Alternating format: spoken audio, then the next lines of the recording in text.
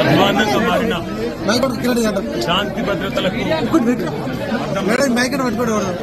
మరి చిలుకూరు బాలాజీ దేవాలయంలో పెద్దలు చాలా కాలంగా సౌందరరాజన్ గారు, వారి తర్వాత ప్రధాన అర్చకులుగా అదే రంగరాజన్ గారు ఇక్కడ ఏదైతే సేవలు అందిస్తున్నారో వారిని ఇవాళ అగౌరవపరచడమే కాకుండా ఈరోజు రాష్ట్రంలో అధోగతి పాలైన శాంతి భద్రతల సాక్షిగా వారి మీద దాడికి దిగడం ఏదైతే ఉందో నిజంగా కూడా అత్యంత దుర్మార్గమైన, అత్యంత నీచమైన కార్యక్రమం. ఇది ఎవరు చేసినా, ఏ పేరిట చేసినా, ఏ ఎజెండాతో చేసినా శాంతి భద్రతల విషయంలో మాత్రం ఉక్కుపాదంతో వ్యవహరించాల్సిన బాధ్యత రాష్ట్ర ప్రభుత్వం మీదనే ఉంటుంది.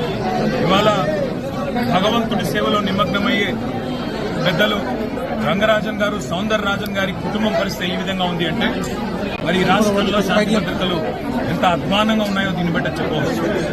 ఖచ్చితంగా ఈ దాడికి పాల్పడ్డ వాళ్ళు ఏ ముసుగులో ఉన్నా, ఏ జెండా పట్టుకున్నా వారిని కఠినాతి కఠినంగా చట్టపరంగా శిక్షించాలని చెప్పి రాష్ట్ర ప్రభుత్వాన్ని డిమాండ్ చేస్తూ భవిష్యత్తులో కూడా ఇలాంటి సంఘటనలు పునరావృతం కాకుండా కఠినంగా చర్యలు తీసుకోవాలి, కఠినంగా సమీక్షించి పూర్తి స్థాయి భద్రత కూడా అవసరమైతే వారికి ఏర్పాటు చేయాలి. ఎందుకంటే చిలుకూరు బాలాజీ ఆలయం ఇవాళ లక్షలాది మంది అభిమానులు వారికి ప్రపంచవ్యాప్తంగా ఉన్నారు. అట్లాంటి చిలుకూరు బాలాజీ ఆలయానికి మరి గొప్పగా సేవలు అందిస్తున్న ఆ కుటుంబాన్ని సౌందరరాజన్ గారు కానీ, రంగరాజన్ గారు కానీ వారిని అవమానించడం అంటే నిజంగా కూడా ఆ స్వామివారి భక్తులను అవమానించడమే, ఒక దైవ భక్తుడిని అవమానించడం అంటే దేవుణ్ణి కూడా అవమానించినట్టే. కాబట్టి తక్షణమే ఈ విషయంలో కఠినాతి కఠినంగా భవిష్యత్తులో మళ్ళీ ఇట్లాంటి పునరావృతం కాకుండా చర్యలు తీసుకోవాలని ప్రభుత్వాన్ని డిమాండ్ చేస్తా ఉన్నాం. ఆ సౌందరరాజన్ గారికి, రంగరాజన్ గారి కుటుంబానికి మేము పూర్తి స్థాయిలో అండగా ఉంటామని చెప్పి తెలియజేస్తాం. Thank you.